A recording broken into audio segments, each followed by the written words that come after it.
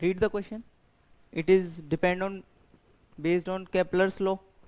ठीक है, अब ये देखो, figure shows the motion of a planet around the sun.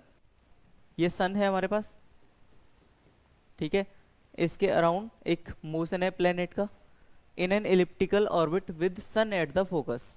Focus पर है सन.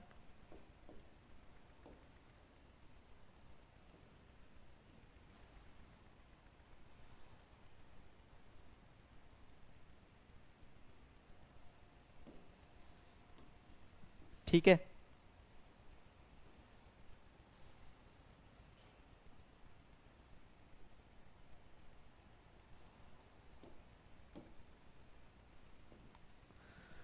ये ओरिजिन है, ये फोकस पर सन है. अब क्या बोल रहा है आगे, the shaded area A and B are also shown in figure which can be assumed to be equal.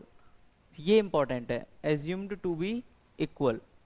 Assumed to be equal यानी कि area B and area A क्या है, इक्वल.